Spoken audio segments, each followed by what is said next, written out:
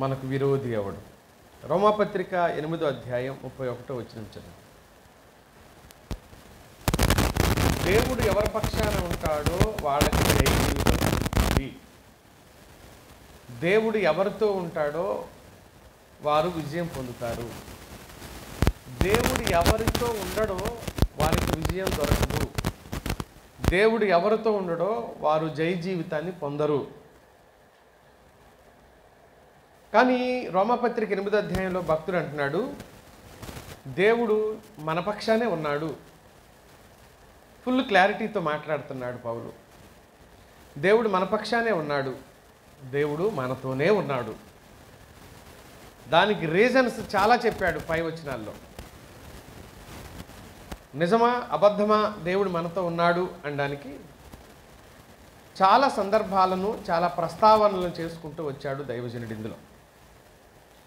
ఒకసారి పాత నిబంధనలో యెహోషువ గ్రంథం 5వ అధ్యాయంలో చివరి 2 వచనాల్లో 13, 14 అనుకుంటున్నా, 15 కూడా ఉందేమో. చూడండి ఒకసారి. అక్కడ ఏమంటాడంటే, ఒకసారి యెహోషువ బయటకు వచ్చి నిలబడతాడు గుడారంలోంచి.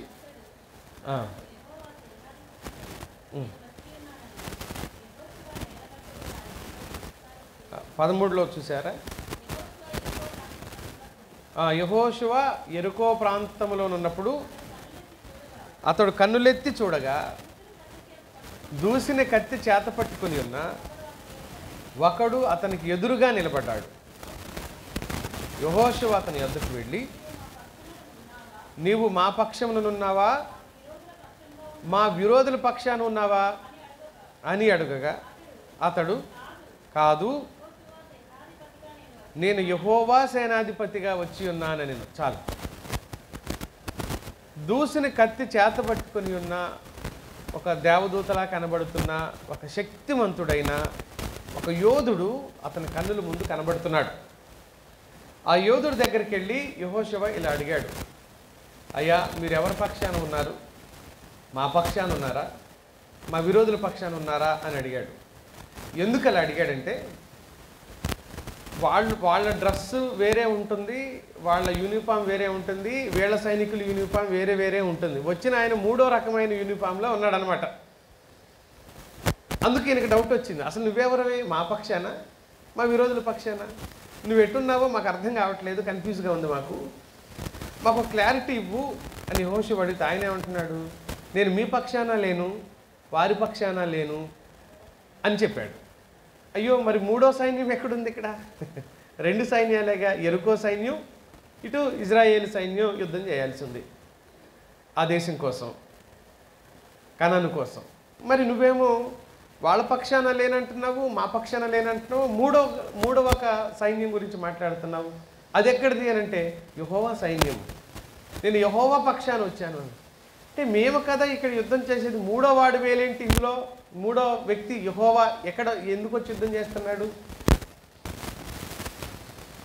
ఆయన ఎంత క్లారిటీగా మాట్లాడుతున్నాడంటే, యెహోవా సేనాధిపతిగా వచ్చిన ఆ దూత, నేను యెహోవా సేనాధిపతిగా వచ్చాను అనడంలో గల ఉద్దేశం ఏంటంటే, దేవుని ప్రజలు కదా అని మీతో ఉంటానని అనుకోబాకండి, దేవుని శత్రువులు కదా వాళ్ళకి విరోధంగా ఉంటాను అని కూడా మీరు అనుకోవద్దు. దేవుడికి ఎవరు ఇష్టలుగా ఉంటే వారి పక్షాన్ని ఇప్పుడు నేను యుద్ధం చేస్తాననేది ఆయన ఉద్దేశం. దేవునికి ఎవరు ఇష్టలుగా ఉంటారో, దేవునికి ఎవరు విధేయత చూపుతారో వారి పక్షాన శత్రువులతో యుద్ధం చేస్తాను. నేను మీతో వచ్చేసాను కదా అని చెప్పేసి మీ వెంట మీకోసం వచ్చాను కదా అని చెప్పేసి ఇష్టానుసారంగా ఉండవలసిన అవసరం లేదు అనేది అక్కడ చెబుతున్న సందర్భం. ఇక్కడ చెబుతున్న సందర్భం ఏంటి అంటే, ఇది రోమపత్రిక 8వ అధ్యాయంలో చెప్తున్న సందర్భం ఏంటంటే, పూర్తిగా మాట్లాడుతున్నాడు, విరోధి అనేవాడే లేడిక అంటున్నాడు. ఆయన మన పక్షమే. మళ్ళీ చదవండి 8:31 ఏమన్నాడు? దేవుడు మన పక్షమున ఉండగా మనకు విరోధి ఎవడు? ఎవరా విరోధి? చాలా చాలా కాన్ఫిడెంట్గా మాత్రమే కాదు, విరోధుల ఎవరా విరోధులు అంటూ విరోధులను గురించిన చులకనతో మాట్లాడుతూ ఉన్నాడు. ఎందుకు ఇలా అంటున్నాడు అన్నదానికి నేను ఈ అధ్యాయంలో నుంచే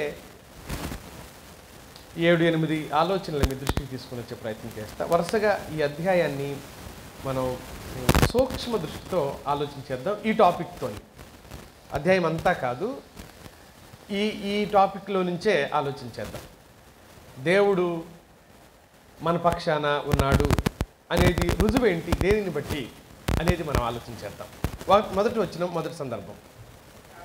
కాబట్టి ఇప్పుడు క్రీస్తు యేసునందున్న వారికి ఏ శిక్షా విధి లేదు అని అన్నాడు. మనం నూతన జన్మ పొందాం, యేసు రక్తంలో కడగబడ్డాం, మనం దేవుని పిల్లలుగా ప్రకటించబడ్డాం. మనం ఇప్పుడు దేవుని పిల్లలమే, అందులో ఎలాంటి అనుమానం లేదు. ఆ కారణం చేత క్రీస్తు యేసునందున్న వారికి శిక్ష ఏమీ లేదు. కొరింథీ 2వ పత్రిక 5వ అధ్యాయం 17వ వచనంలో ఇలా చెప్పాడు, కాగా ఎవడైనను క్రీస్తునందున్న ఎడల వాడు నూతన సృష్టి, అతడి జీవితంలో పాతవన్నీ గతించిపోయాయి, ఇప్పుడు అన్నీ కొత్తవి అతని బ్రతుకులో ప్రారంభమయ్యాయి. క్రీస్తునందున్నాడు కాబట్టి కొత్త సృష్టిగా, నూతన సృష్టిగా ఆ వ్యక్తి మారాడు, మార్పు చెందాడు. నూతన సృష్టిగా మార్పు చెందిన మనిషికి ఏమీ లేదు, ఏ శిక్ష అతనికి లేదు అని చెప్పాడు. మనం రక్షించబడి ఎప్పుడైతే మారు మనసు పొంది యేసుక్రీస్తు ప్రభు వారిని అంగీకరించి రక్షించబడ్డామో అప్పటి నుంచి మనం నూతన సృష్టిగా చేయబడ్డాం. క్రీస్తునందు ఉండటానికి దేవుడు మనకు అనుమతినిచ్చాడు. యోహాను సువార్త 1వ అధ్యాయం 12వ వచనంలో ఇలా చదువుతాం, తనను ఎందరు అంగీకరించిరో వారందరికీ, అనగా తన నామమందు విశ్వాసం ఉంచి వారందరికీ దేవుని పిల్లలు అవుటకు ఆయన అవకాశం కాదు ఇచ్చింది, ఏమిచ్చాడు? అధికారం ఇచ్చేసాడని చెప్పాడు. కాబట్టి దేవుని పిల్లలుగా ఉండే అధికారం పొందిన మనం, క్రీస్తునందు ఉన్న మనం, నూతన సృష్టిగా చేయబడిన మనకు ఏమి లేదు, శిక్ష అనేది విధి లేదు, విధించబడలేదు. మనకు మన దేశంలో ముఖ్యంగా ఇంగ్లీష్ వాళ్ళు అయితే లక్ అనే పదం వాడుతుంటారు, మనోళ్ళు ఏమంటారు అని అంటే తలరాత అంటాం, చూశారు, విన్నారుగా. లేకపోతే కర్మ అనే పదం వాడుతుంటారు, కర్మ అనే పదం వాడుతుంటారు. తలరాత కంటే కర్మ ఎక్కువగా వాడుతూ ఉంటారు. ఈ మధ్యకాలంలో ప్రాచుర్యంలోకి వచ్చిన పదం అది కర్మ, లేకపోతే తలరాత. అంటే దేవుడు ముందుగానే నిర్ణయించాడు. 30వ వచనంలో చూడండి, 8:30 రోమాపత్రిక 8వ అధ్యాయం అలాగే తీసి ఉంచండి, ఎటు వచ్చినా ఎటు పోయినా. ఎవరిని ముందుగా నిర్ణయించెనో, ముందు నిర్ణయం అనేది ఒకటి ఉంది, దాన్ని హిందువులు తలరాత అనుకుంటారేమో కానీ మనమేమో ముందు నిర్ణయం, ఫస్ట్ ప్లాన్ అని అంటాం అనమాట, ఫస్ట్ డెసిషన్ అని చెప్తాం అనమాట. అది దేవుడు ముందే తీసేసుకున్నాడు. ఒక విషయంలో, మన విషయంలో ముందే ఏం తీసుకున్నాడు? విధి లేదు. విధి అని అంటే ముందే నిర్ణయించబడటాన్ని విధి అనే పదం వాడతాం అనమాట. ముందే నిర్ణయించబడటాన్ని విధి. విధి ఎవరు నిర్వర్తిస్తారో తెలుసా? విధి ఎవరు ఏర్పాటు చేస్తారు, విధిస్తారో తెలుసా? అంటే విధాత విధిని ఏర్పాటు చేస్తాడు. మన సంస్కృతి పదాల్లో అయితే విధాత ఎవడు అంటే, విధాత అంటే సమస్త సృష్టిని సృష్టించి నడిపించువాడు విధాత అవుతాడు. అంటే ఆయన ఎవరు? దేవుడు. విధిని ఏర్పాటు చేసేవాడు విధాత. విధాత ఎవరు? మనం బైబిల్ భాషలో చెప్పుకుంటే దేవుడు. దేవుడు విధిని ఏర్పాటు చేస్తాడు. ఆ దేవుడు మనకు ఈ విధిని ఏర్పాటు చేయలేదన్నాడు. ఏ విధిని? శిక్షా విధిని. రక్షించబడిన యేసును నమ్మిన ఆత్మీయులకు దేవుడు శిక్షను విధించలేదు. ఇంకా మనం చూస్తే చాలా వాక్యాలు మనం చూడొచ్చు. యోహాను సువార్త 3వ అధ్యాయంలోని 3వ అధ్యాయం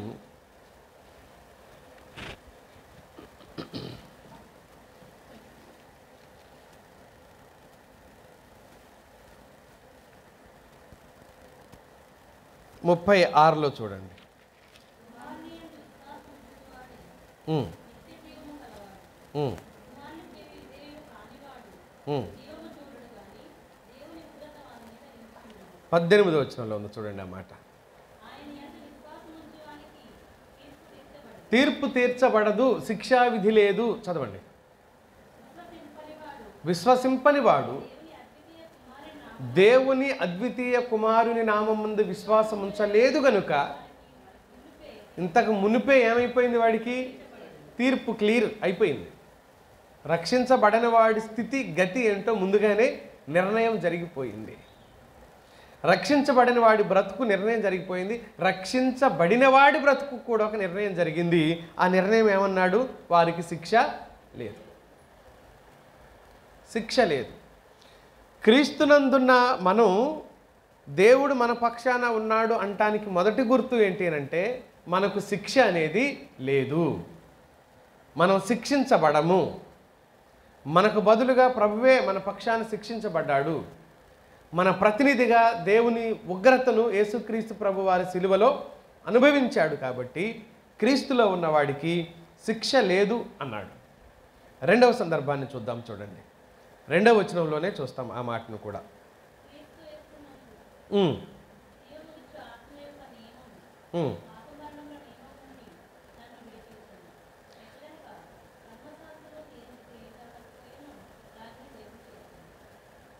రెండవ వచనంలో ఏం చెప్తున్నాడు అని అంటే పాప మరణముల నియమము నుండి ఆత్మీయుడు విడిపించబడ్డాడు కనుక మనకు శత్రువు లేడు.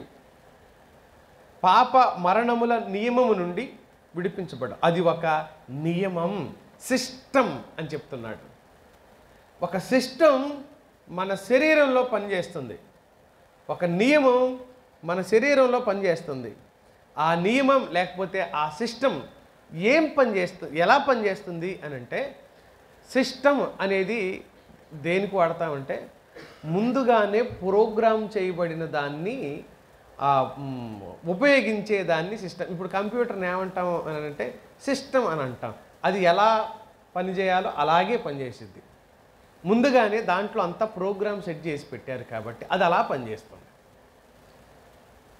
దాంట్లో యాప్స్ కానీ లేకపోతే విండోస్ ఏది ఓపెన్ చేసినా అవి ఏంటంటే ముందుగానే అవన్నీ ఏం చేయబడ్డాయి? ఇన్స్టాల్ చేయబడ్డాయి, ప్రోగ్రామ్ చేయబడ్డాయి. మన దేహంలో కూడా ఏముందన్నాడు? ఒక సిస్టమ్ పనిచేస్తుంది. దానినే నియమము అని అన్నాడు. సిస్టమేటిక్ అనే పదం వాడుతుంటాం కదా, అదే తెలుగులో చాలా చక్కగా అన్నాడు.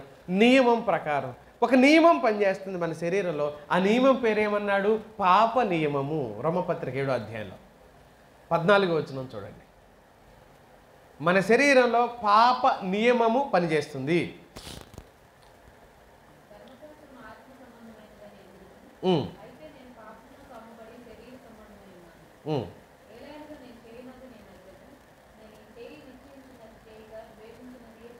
ఇరవై 23లో కూడా చూడండి. వేరొక నియమము నా అవయవములలో ఉన్నట్టు నాకు కనబడుచున్నది.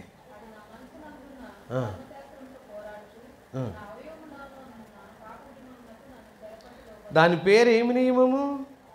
పాప నియమం ఉంది నా లోపల. అది నిరంతరాయంగా పనిచేస్తూనే ఉంటుంది. చచ్చే వరకు, ఈ శరీరాన్ని విడిచిపెట్టి మట్టిలో కలిసే వరకు ఈ శరీరంలో ఆ నియమం ఏం చేస్తుంది? నిరంతరాయంగా పనిచేస్తుంది. అయితే దేవుడు ఎంత గొప్పవాడు!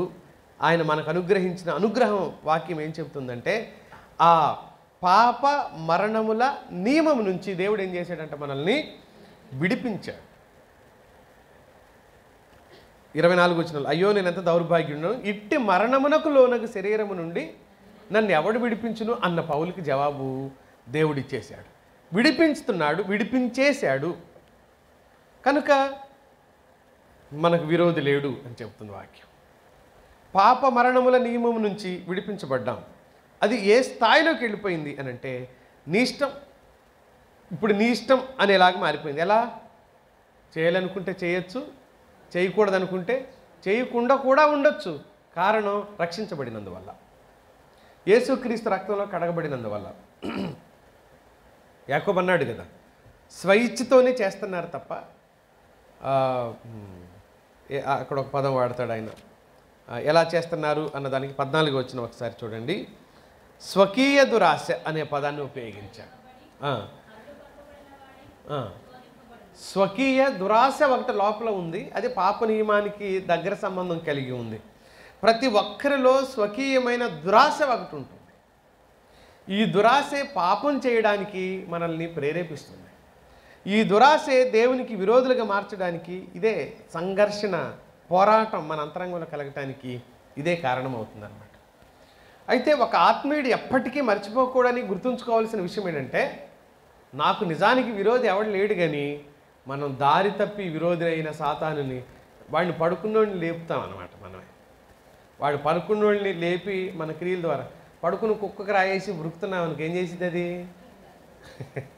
ఆ టైపు చేస్తాం కొన్నిసార్లు మనం సాతానుతో.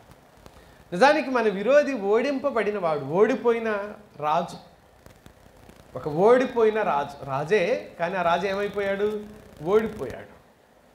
యేసు శిలువ మరణం ద్వారా అతడు ఓడిపోయాడు, కొరప్రాణంతోనే ఉన్నాడు. అతడి తలను చితదొక్కాడని వాక్యం చెప్తూ ఉంది. ఈ స్థితిలో ఉన్న విరోధి ఈరోజు ఆ విరోధికి మనం భయపడే పరిస్థితి రావటానికి గల కారణాలు ఏంటి అని అంటే, మన స్థానాన్ని మనం గుర్తించకపోవటం, మన స్థితిని మనం అర్థం చేసుకోకపోవటం, ఆ స్థితిలో ఆ స్థానాల్లో మనం స్థిరంగా నిలబడలేకపోవటం. మూడో విషయాన్ని జ్ఞాపకం చేస్తాను. నేను చాలా విషయాలు మాట్లాడాలనుకుంటున్నాను. 14, 15 వచనాలు చూడండి ఒకసారి.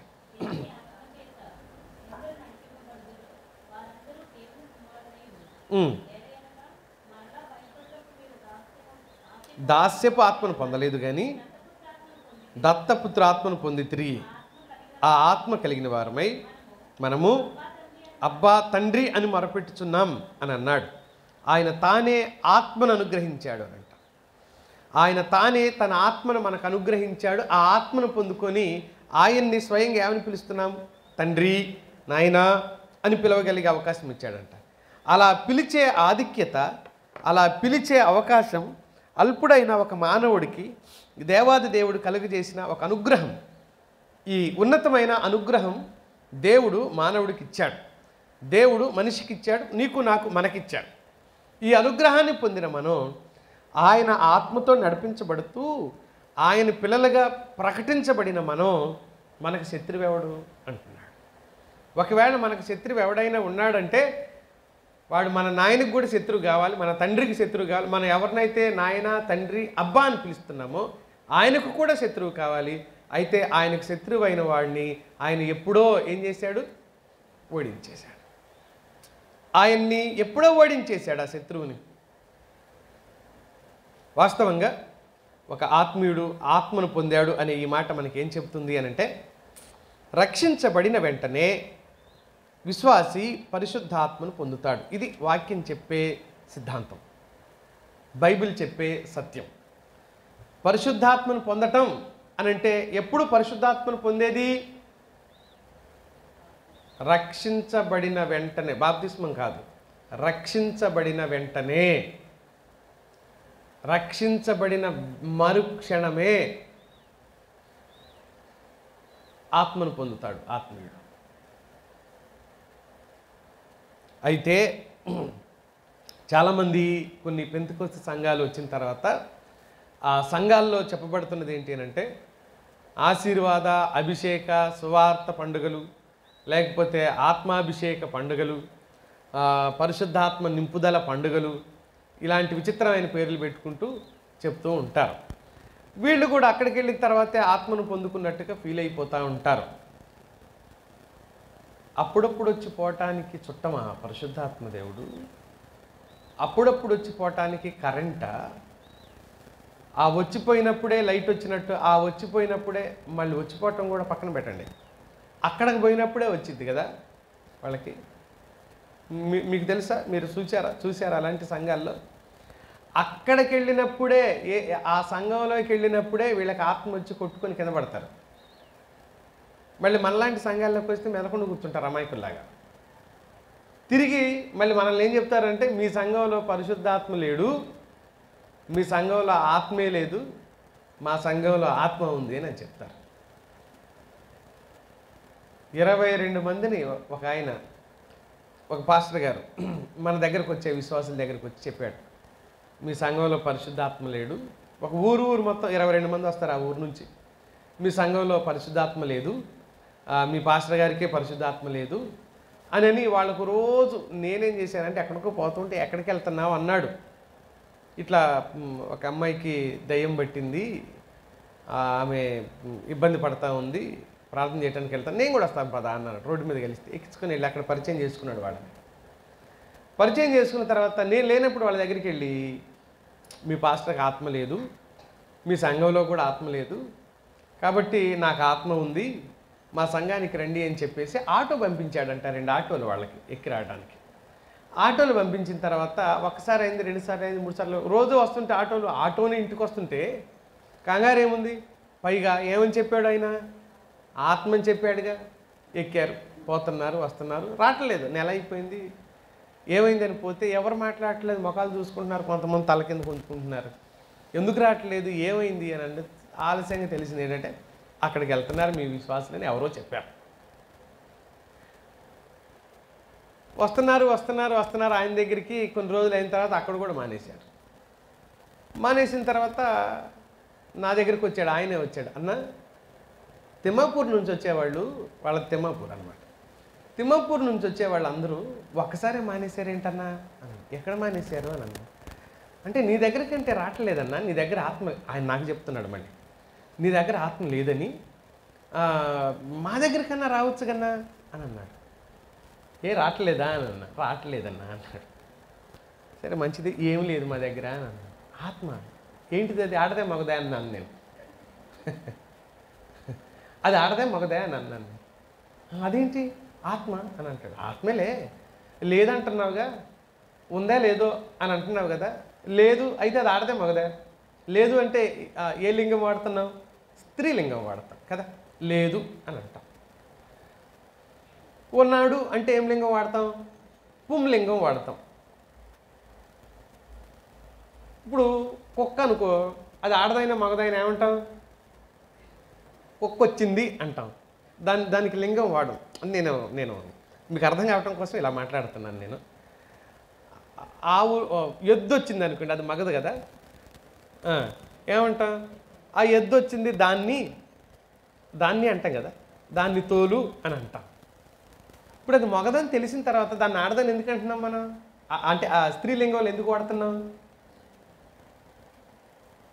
అది ఎద్దే వచ్చింది, కుక్క మగదే వచ్చింది, అది అని ఎందుకు వాడతాం? తెలీదా? వాడనొచ్చుగా, పోని ఆ ఎద్దుగాడు వచ్చి అనొచ్చుగా. అలాగని ఎందుకన్నా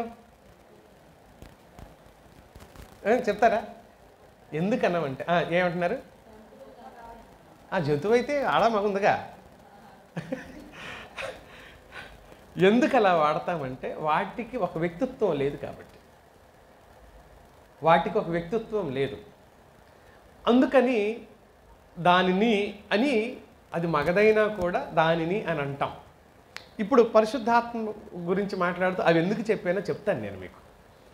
ఆయనతో అన్నాను, అది ఆడదా మగదా అన్నాను నేను. అదేంటన్నా అని అన్నాడు. మరి నువ్వే కదా లేదు అన్నావుగా. లేదు అని అన్నప్పుడు మీ దగ్గర లేదుగా అని అన్నావు. లేదు అంటే వస్తువా? ఇప్పుడు ఆ స్టాండ్ ఇవ్వు, దాన్ని ఇటు పెట్టి ఇటు జరుపు అంటాం. ఇది ఆడదా మగదా?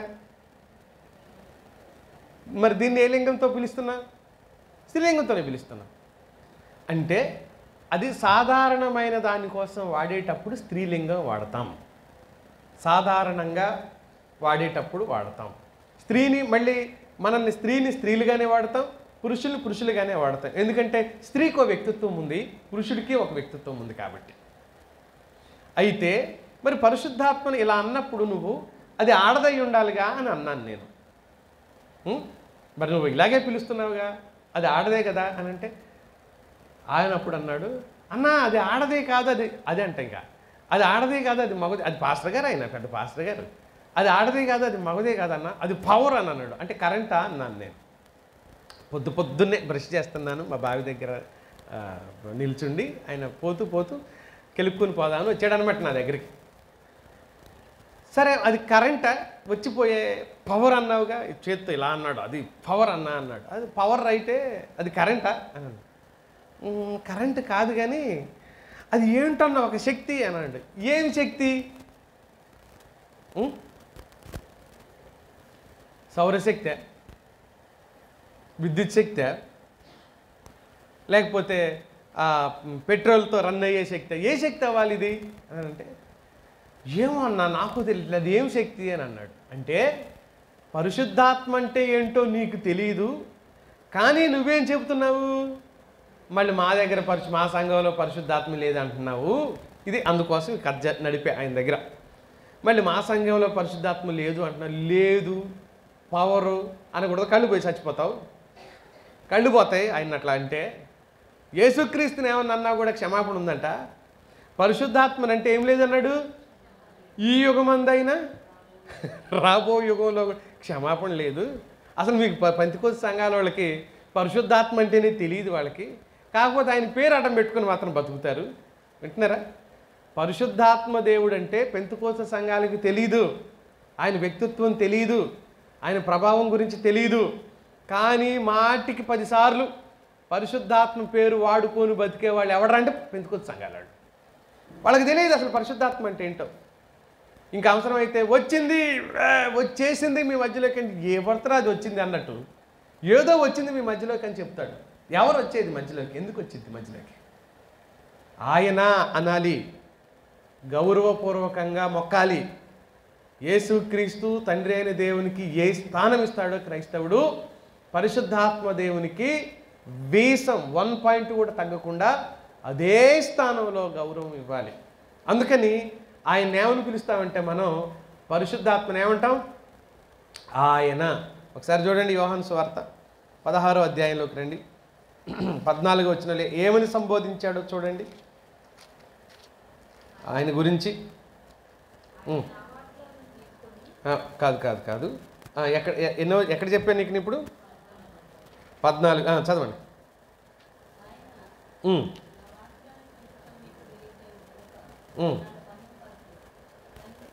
ఎవరైనా పరిశుద్ధాత్మ గురించి. తర్వాత 16వ అధ్యాయానికి రండి. 16వ అధ్యాయానికి రండి, 8వ వచనం చూడండి.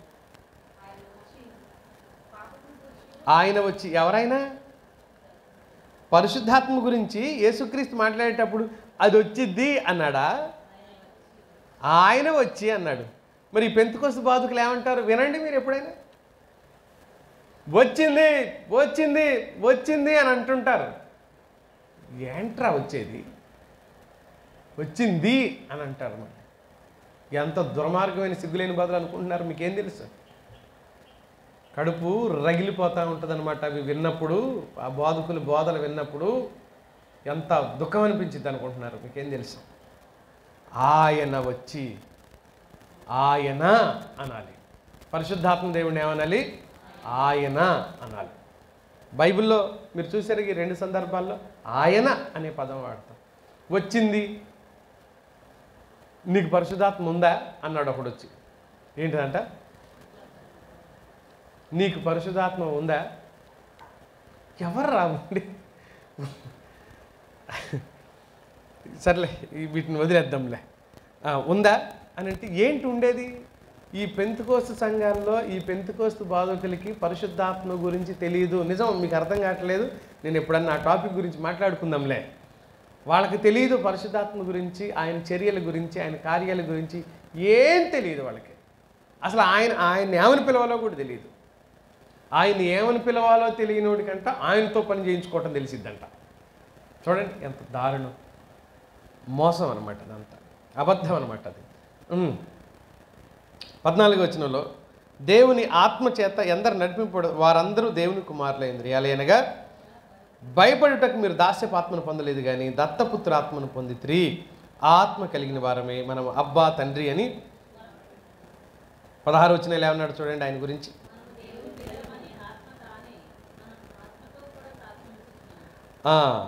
తానే మన ఆత్మతో కూడా పరిశుద్ధాత్మ దేవుడు సాక్ష్యం ఇస్తుంది అన్నాడా? ఏమన్నాడు లాస్ట్లో? ఇచ్చుచున్నాడు అన్నాడు. ఎంత చక్కగా ఉంటాయో బైబిల్లో చాలా చోట్ల ఉంటాయి ఈ ప్రస్తావనలు. కానీ వాళ్ళు నీకు ఆత్మ ఉందా? ఎక్కడికైనా మీటింగుల్లో కలుస్తాం కదా, తెల్లబట్టలు వేసుకుని వచ్చి కూర్చుంటారు. వేసుకున్నారులే, మనం వేసుకుంటాం ఎప్పుడన్నా ఒకసారి. కానీ తెల్లబట్టలు వేసుకొని కూర్చొని చాలా టీవీగా మెడనెక్కి పెట్టుకొని నీకు పరిశుద్ధాత్మ ఉందా అంటే చెప్పు అనిపించింది అనమాట. ఏందిరా నువ్వు, అసలు నీ భాష ఏందిరా, నువ్వు ఎవరిని అడుగుతున్నావు అనిపించింది. కానీ మనం ఉండే స్థలం వేరు, మనం ఉన్న స్థానం వేరు కాబట్టి అని అలా అనకూడదు. పరిశుద్ధాత్మ ఉందా అని అనకూడదు. ఏడుంటుంది అది, ఆయన అనాలి. గౌరవిస్తే ఉంటాడు. మీకు ఆ గౌరవం లేదు, మీ దగ్గరే ఉండడు అని చెప్తానమాట నేను అనుకుని అక్కడి నుంచి తప్పుకుంటే ఎవడన్నా లేదు అనిపోయాడని ఎత్తుకుంటారు వాళ్ళు కొద్దిసేపు. కనుక వాళ్ళకి తెలీదు. ఎప్పుడైతే రక్షించబడతాడో అప్పుడే ఒక ఆత్మీయుడు పరిశుద్ధాత్మను పొందుకుంటాడు. బాప్తిస్మానికి ముందే జరిగిపోతుంది ఆ చర్య. బాప్తిస్మానికి ముందే జరిగిపోతుంది ఆ చర్య. ఎలా జరుగుతుంది అంటే ఆ చర్య మన లోపల ఉన్న అవిధేయతల పాపాన్ని మనం ఒప్పుకుంటాం. అది ఒప్పించేది పరిశుద్ధాత్మదేవుడు. ఏది పాపాన్ని ఒప్పించేది ఎవరంటే పరిశుద్ధాత్మదేవుడు. ఆ పాపాన్ని ఒప్పించి అన్నీ ఒక్కొక్కటి బయటికి పంపించిన తర్వాత, ఒప్పించిన తర్వాత ఆయనే మన లోపలికి వస్తాడు. అప్పుడు శుద్ధ హృదయం కలుగుతుంది మనకు. ఎప్పుడైతే ఆయన మన లోపలికి వచ్చాడో రక్షణ అనుభూతి కంప్లీట్, మనం గేమ్ కంప్లీట్ చేసుకున్నట్టు అవుతుంది. ఆ తర్వాత బాప్తిస్మం తీసుకుంటాం. అది బహిరంగంగా జరిగే చర్య. సంఘంలో చేర్చబడుతున్నట్టుగా బహిరంగ ఒప్పుకోలు ఓ మాటలు చెప్పాల్సి వస్తుంది. అది బాప్తిస్మం. కనుక అప్పుడే రక్షించబడతాం, అప్పుడే ఆత్మను పొందుకుంటాం. కానీ మన సంఘాల్లో ఉన్న సమస్య ఏంటంటే ఆత్మను పొందుకున్నామో లేదో కూడా తెలియని పరిస్థితుల్లో ఉంటారు. కారణం ఏంటంటే కౌన్సిలింగ్ సరిగ్గా జరగదు మన సంఘాల్లో. పట్టించుకొని సేవకులు కొంతమంది అయితే ఆ విషయంలో మేము ఎక్కడికో వెళ్ళిపోయామనుకుని భావించుకునే విశ్వాసులు కొంతమంది అయితే ఈ కౌన్సిలింగ్ జరగదనమాట. ఈ జరగని కారణం చేత వీడు ఎవడు ఆత్మీయుడైన వాడు డైలమాలో ఉండిపోతాడు. రక్షించబడ్డాడో లేదో తెలియదు, కన్ఫ్యూజన్లో ఉంటాడు. కానీ రక్షించబడ్డానని భ్రమలోకి కూడా వెళ్ళిపోతాడు. ఆ భ్రమలోకి వెళ్ళిపోయి ఆత్మను పొందుకోని కారణం చేత రహస్య పాపాలు అలాగే మెయింటైన్ చేస్తుంటాడు అనమాట. సెకండ్ సెటప్ను కనుక మెయింటైన్ చేసినట్టు రహస్య పాపాలు అలాగే కొనసాగితే వాడి జీవితాలు అది రహస్యంగా జరుగుతూ ఉంటుంది అనమాట. పాపమే ఇక్కడికి వచ్చిన తర్వాత మళ్ళీ దేవదూతలాగా మారిపోతాడు, ఆత్మీయులాగా మారిపోతాడు. ఆ కారణంతో పరిశుద్ధాత్మకు విలువ ఇవ్వాలని తెలియదు. ఇక ఆ పెంతుకోలు సంఘాలు అయితే మొన్న ఆయన ఎవరు అంటున్నాడు, అవి పెంతుకోలు సంఘాలు కాదు, అవి పెంటకోల్సు సంఘాలు అంటున్నాడు. ఇంకా భరించలేక వాళ్ళ మాటలు, వాళ్ళ బోధలు, వాళ్ళ విధానాలు, వాళ్ళు చేసే గారడీలు భరించలేక ఆ మాట అన్నాడు. కానీ మనం అంతవరకు పోనక్కర్లేదు. కానీ ఆత్మను పొందామన్న సంగతి చాలామంది జీవితంలో తెలియటం లేదు. ఒకసారి ఉదాహరణగా అపోస్తుల కార్యగ్రంథం 10వ అధ్యాయానికి ఒక్కసారి రండి. 43-44 వచనాల్లో ఉన్న మాట చూడండి. నేను ఈ మాట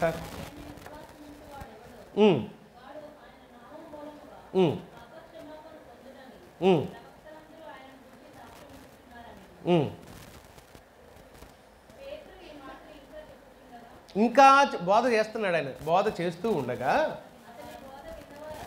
బోధ విన్నవారందరికీ అందరి మీదికి పరిశుద్ధాత్మ దిగి వచ్చానన్నమాట. వింటూ ఉండగానే పరిశుద్ధాత్మ వచ్చేసాడు.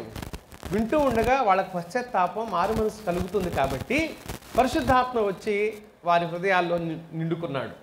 బోధ వింటుండగానే జరిగిపోయింది అది. పైగారు ప్రార్థన చేస్తే రాడు పరిశుద్ధాత్మ దేవుడు.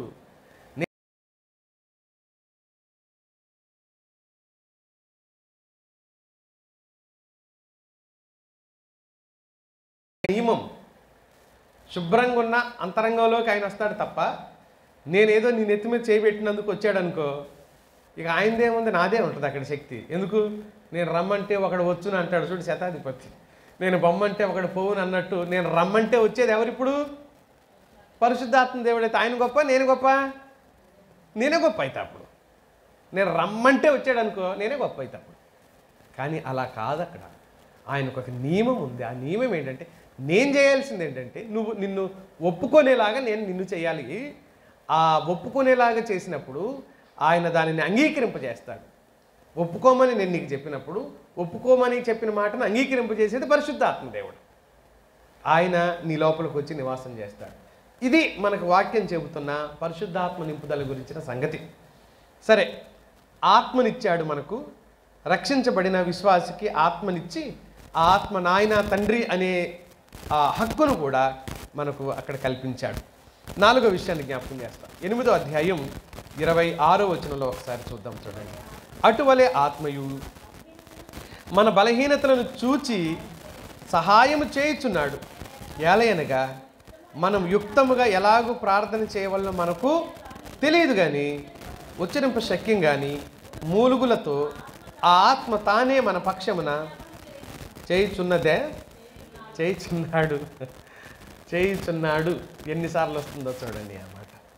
ఆ ఆత్మ మన పక్షాన ప్రార్థన చేస్తున్నాడు, బలహీనతలను చూసి సహాయం చేస్తున్నాడు. కాబట్టి మన శత్రువుకి మనం లొంగిపోయిన అవసరం. ఆయన మనలోనే ఉన్నాడు అని 14-15 వచనాల్లో ఆ హక్కు పిలవడానికి అధికారం ఇచ్చాడు అంటున్నాడు. ఇప్పుడు 26వ వచనాలు చెప్తున్న మాట ఏంటంటే, మన బలహీనతలను చూసి ఆయన మనకు సహాయం చేస్తున్నాడు. విన్నపాలు విని జవాబిస్తాడు. అందుకని పౌలు అంటాడు 2వ పత్రిక కొరింథీలో 12వ అధ్యాయం 10వ వచనంలో, నేను ఎప్పుడు బలహీనుడనో అప్పుడే బలవంతుడను, ఎందుకంటే నా బలహీనతలలో ఆయన శక్తి పరిపూర్ణమగుచున్నది గనుక అనే పదాన్ని వాడతాడు. నా బలహీనతల్లో ఆయన శక్తి ఏమైపోతుంది అంటున్నాడు? పరిపూర్ణమవుతుంది. కాబట్టి నా బలహీనతల యందు నేను అతిశయపడుచున్నాను అనే సందర్భాన్ని ఆ భాగంలో దైవజనుడు మాట్లాడుతూ ఉంటాడు. కాబట్టి స్నేహితులారా, వాక్యం వినిపోకండి, వాక్యాన్ని నేర్చుకోండి. వాక్యాన్ని వినిపోకూడదు. రేపటి రోజున నా స్థానంలో మరొక బాధకుడు నిలబడి తప్పు చెప్తే అది తప్పు అనగలగాలి మనం. బెరయ సంఘస్థులు ఏమన్నారు? పౌలు చెప్తుంటే పౌలు చెప్పేది కరెక్టా రాంగా అని పరిశోధనగా విన్నారంట. పౌలు అంత పండితుడు చెప్తా ఉంటే ఇది రైటా రాంగా అనుకున్నారంట. మనం అలా మారిపోవాలి. వింటూ వింటూ వింటూ వింటూ ఒక స్థిరమైన పునాది వేసుకోవాలి వాక్యాన్ని గురించి. ఒక స్థిరమైన పునాది. ఈ గాలి ఎటొచ్చినా వెళ్ళిపోకూడదు. గాలి ఎటొచ్చినా ఏమంటాడు? 4వ అధ్యాయం 14-15 వచనాల్లో ఎఫెసీ పత్రికలో, గాలి చేత అటు ఇటు కొట్టుకొని పోకూడదు. దుర్బోధలు మనల్ని గాలి చేత రేపుతాయి అంటున్నాడు. గాలి